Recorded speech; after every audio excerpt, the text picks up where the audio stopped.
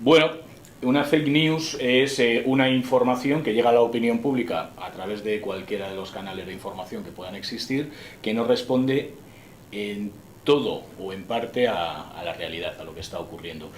Y además tiene un componente, en mi opinión, que es el de ser algo interesado. No es un error, sino que es una noticia falsa distribuida de forma interesada, buscando un fin. Pues yo creo que tiene que ser, primero que sea viral, bueno, que sea falso, que la información no responda a la realidad, como te decía, que sea viral.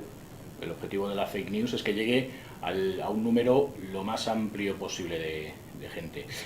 Y que en cierto modo sea verosímil, responda a un contexto que la haga verosímil, ¿no? Que no sea los perros vuelan, porque no es verosímil, pero que en el contexto sí pueda ser verosímil que se haya... Bueno, que esa noticia pueda ser cierta. Una noticia falsa tal y como estamos entendiéndola en el debate que se ha abierto desde hace ya algunos años a propósito de acontecimientos como los vividos en Estados Unidos en las últimas elecciones presidenciales, hay que distinguir lo que es una mala praxis de una noticia falsa. Sí.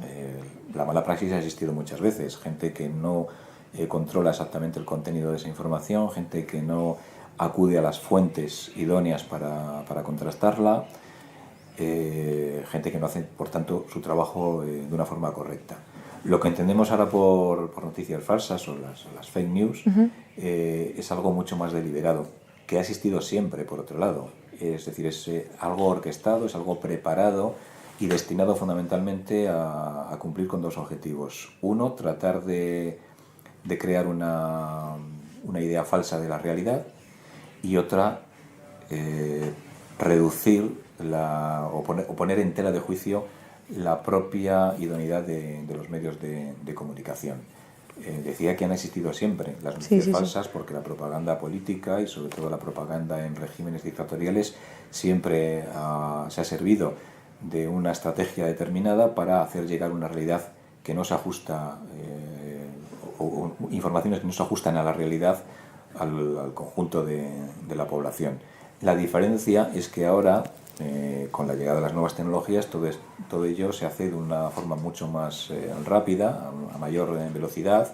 El impacto es universal, de manera que lo que ya hacía el régimen nazi en los años, en la década de los 30 del siglo pasado, ahora se ha multiplicado y ya no solamente afecta a una parte de la población, sino que puede afectar a los que consumen medios de comunicación en todo el planeta, como en principio hemos visto, ya digo, en el caso de Estados Unidos o de muchos otros. Pues primero, no fiándonos de las redes sociales. Al punto primero. No veréis nunca en un informativo de Onda Cero las redes sociales arden o las redes sociales se indignan o con las redes sociales no es nada. Las redes sociales es gente que hay detrás. Entonces, uno, no hacer caso de las redes sociales. Dos, teniendo un equipo de redacción muy cualificado.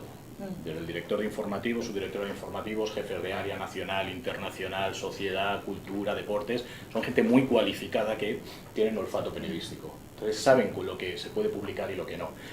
Y son gente que tienen fuentes informativas, muy buenas fuentes. Entonces el jefe de internacional, el señor Gonzalo, estará ahí ahora mismo tratando de chequear que todo lo que se está publicando o que estamos dando sobre Venezuela responde a la verdad. Y a los enfoques más próximos a la realidad que hay. ¿Cómo lo hace? Pues llamando por teléfono a sus fuentes, hablando con la embajada, fuentes oficiales, sus contactos, es decir, de todas esas maneras. Yo creo que tienen un buen equipo de redacción y no dando por bueno ni una sola información que cae en sus mesas. Ninguna información se da por buena per se.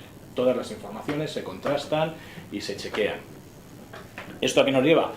A que a veces tardamos un poco más en dar las informaciones, pero sabemos que la información que damos es la precisa, ni estirada ni acortada, y que contiene los elementos que hacen que la convierten en una verdadera noticia, no en una fake news o en un rumor. Pues el objetivo pueden ser muchos. Mira, los objetivos pueden ser, como estábamos contando antes, pues que alguien quiera aprovecharse de una situación, ¿no? Pues es decir, la competencia.